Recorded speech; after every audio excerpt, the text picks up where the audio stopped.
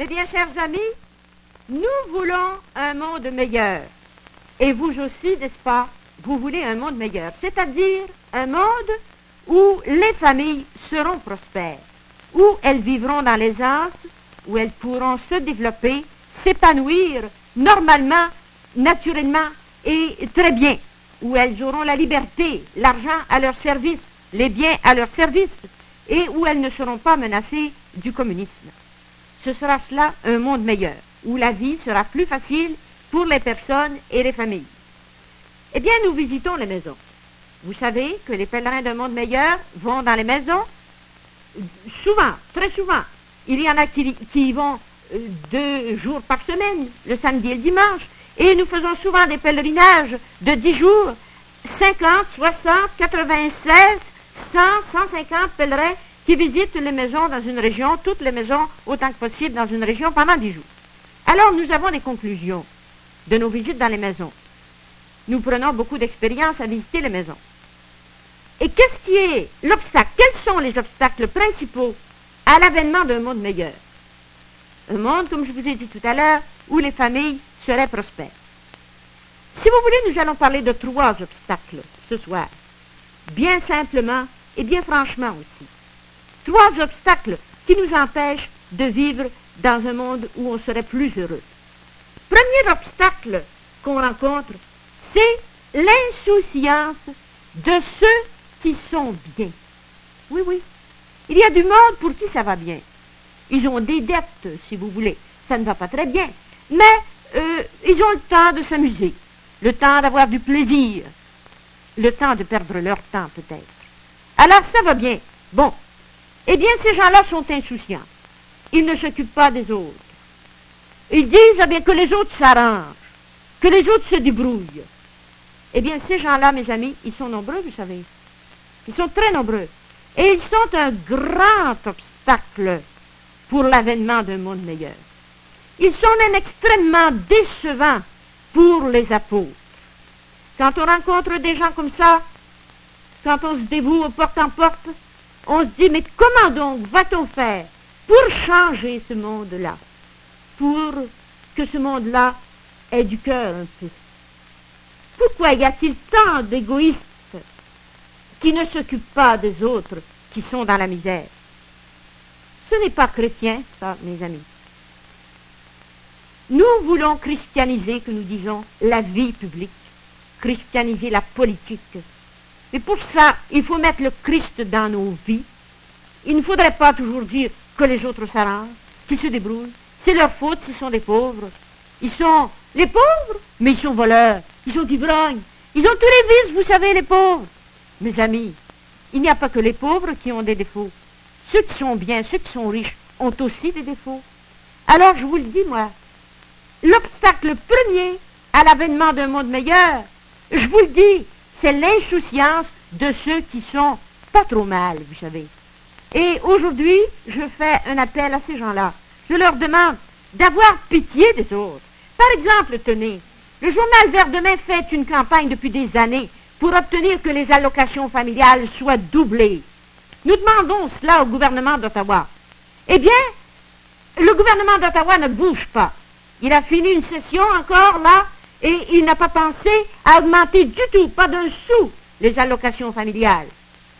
Pourquoi est-ce que le gouvernement d'Ottawa n'a pas bougé? Parce que nous n'avons pas eu d'appui suffisant de cette classe de gens qui sont bien. C'est la même chose lorsque nous demandons les pensions de vieillesse à 60 ans, sans enquête, pour tous ceux qui ont 60 ans. Nous n'avons pas assez d'appui de ceux qui devraient nous en donner. Et c'est pour ça que le gouvernement ne bouge pas. Remarquez bien que je ne veux pas donner l'absolution à nos députés. Ils ne la méritent pas. Ils auraient dû penser aux familles. Ce sont les familles qui ont de la peine à élever leurs enfants. Et c'est à elles qu'on devrait penser à donner des dividendes aux familles d'abord et avant tout. Nous demandons que les pensions, les allocations familiales soient portées à 12 piastres par enfant. Mais ça devrait être 25 piastres par mois par enfant qui serait donné. Et ça presse ça. Mais pourquoi donc toutes les voix du pays ne s'élèvent-elles pas pour demander ça? Pourquoi y a-t-il encore des voix qui se taisent? parce qu'on est trop insouciant de la misère des autres. Ça, c'est le premier obstacle, mes amis.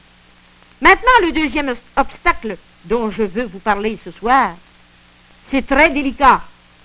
Et je vous prie de croire que je le fais avec grande charité. Je demande au bon Dieu de mettre de l'amour dans mon cœur pour vous dire ça, parce que c'est difficile. C'est très décevant, c'est très désolant de voir comment on s'habille maintenant dans les maisons. Et cela nous fait peur. Nous travaillons à préparer un monde meilleur. Mais quand nous voyons tout ce monde dévêtu, nous nous demandons si c'est possible d'avoir un monde meilleur avec ça. C'est pour ça que je veux vous parler de la modestie dans le vêtement. Je voudrais vous donner des arguments pourquoi on s'habille. Les gens ne savent pas, mes amis, pourquoi on s'habille.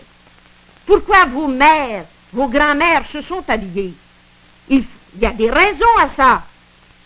Je voudrais vous donner des arguments. D'abord, je les prends, je vous le dis, dans le pape Pie XII. Il doit savoir ce qu'il disait, le pape. Le premier argument, pourquoi on habille le corps, c'est pour le protéger contre l'extérieur. Je vais peut-être vous surprendre en vous disant que le déshabillé, c'est du communisme. Ah oui? Le communisme pratique l'assaut de la propriété privée. Le communisme veut détruire la propriété privée.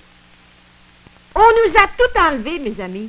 On nous a enlevé nos maisons, on nous a enlevé nos fermes, on nous a enlevé nos entreprises. Il ne nous reste plus rien que nos habits, que notre corps. Eh bien, on veut nous enlever même ça. Et quand le communisme nous aura enlevé notre vêtement, il nous aura tout pris. Il nous aura pris, comme dit le pape Pie XII, cette muraille, l'habit, cette muraille qui protège le corps humain. Ce n'est pas pour rien que je vous dis ça. Et ça vous surprend que je fasse de la politique et que je vous parle du vêtement. C'est parce que, justement, il nous semble qu'il est impossible de préparer un monde meilleur avec du monde qui ne s'habille pas. Un autre argument que je pourrais vous donner en faveur de la modestie dans le vêtement, c'est, vous en serez surpris, c'est l'élégance.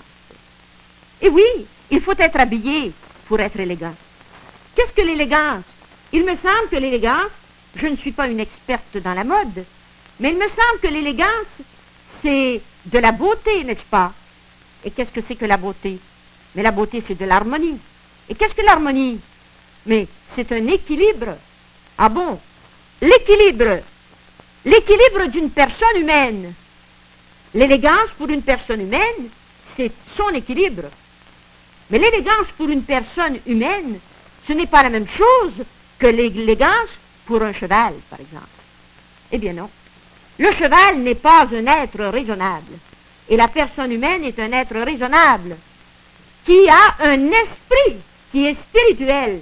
Son équilibre à la personne humaine n'est pas le même que l'équilibre d'un cheval, qui n'est pas un être raisonnable, qui n'a que la vie sensible et la vie végétative. Alors la beauté, l'élégance d'une personne humaine va être une autre beauté que celle du cheval. Ça va être une beauté qui va mettre en valeur son esprit. L'habillement concourt à ça. Si on s'habille de façon à mettre en valeur son corps, on n'est pas élégant. Et entre nous, mes amis, les modes d'aujourd'hui, est-ce qu'elles mettent en valeur l'esprit ou le corps? Je vous le demande. Les modes d'aujourd'hui, malheureusement, ne mettent pas en valeur l'intelligence. Et quand on pense que l'homme n'est pas appelé seulement à la vie intellectuelle, il est appelé à la vie spirituelle, à la vie divine. C'est autre chose, mes amis. Et l'habillement de l'homme devrait dénoter chez lui comme il est un être supérieur qui devra vivre toute l'éternité de la vie de Dieu. Et quand on voit dans les maisons le monde tellement dévêtu, on est découragé presque. On a peur de donner son temps, de donner ses forces, de donner son dévouement pour préparer un monde meilleur qui n'arrivera pas avec cette sorte de monde-là. Je vous donne des arguments. Maintenant, mes amis, un troisième obstacle, je vais passer vite là-dessus, qui nous empêche d'arriver à un monde meilleur, c'est que les petites gens, les gens faibles, les gens persécutés, les pauvres, n'ont pas confiance en eux-mêmes. Mes amis, les pauvres, je vous en prie, n'attendez pas après les grands pour aller à votre secours. Prenez confiance en vous-même et posez des actes. Faites valoir vos droits. Faites-vous respecter, mes amis les pauvres. Et montrez que vous êtes une personne humaine. Et cette confiance en vous-même vous donnera des résultats. Vous verrez que les lois changeront et que les grands viendront à votre secours si vous les appelez à votre secours. Nous avons des pauvres dans nos pèlerins de monde meilleur. Ce sont les pauvres qui font l'ouvrage, ce sont les pauvres qui se dévouent, et nous les félicitons. Vous prendrez, mes amis, votre confiance en Dieu. Lui seul est digne de confiance. Prions-le, priez-le, vous les pauvres, le bon Dieu, de vous préparer un monde meilleur, et cela préparera la conversion des grands. Tous mes amis qui m'écoutez, qu'est-ce que vous allez faire vous-même pour un monde meilleur? Vous-même, qu'est-ce que vous allez faire? Le journal Vers Demain fait un travail pour un monde meilleur. Il vous demande de participer, de collaborer, d'être membre avec nous des pèlerins de monde meilleur. Qu'est-ce qu'il faut faire? Il faut commencer par recevoir et par lire le journal Vers Demain. C'est peu de choses. Nous remercions ceux qui s'abonnent au journal Vers Demain. Il y en a beaucoup. Nous prenons 1200, 1500, 2000 abonnements par semaine. Nous remercions tous ceux qui collaborent. Mais ceux qui hésitent, pourquoi, mes amis, hésitez-vous? Vous ne voulez pas d'un monde meilleur? Mais alors, tout de suite, vous dites, on n'a pas beaucoup d'argent. Vous n'avez pas 2 piastres? Empruntez-le du voisin. Ou quêtez-le, le 2 piastres. Il faut être capable de quêter 2 piastres, de demander l'aumône de 2 piastres pour s'instruire par le journal Vers Demain et préparer un monde meilleur. C'est-à-dire que vous adresserez vous-même par correspondance votre abonnement à Journal Vers Demain, Montréal. Nous vous reviendrons, mes amis, la semaine prochaine, à la même heure à ce poste, pour une autre causerie semblable. Dites-le donc autour de vous et marchons ensemble vers un monde meilleur par une pensée unie, une grande communion de pensées et par des actes posés aussi. Au revoir, mes amis.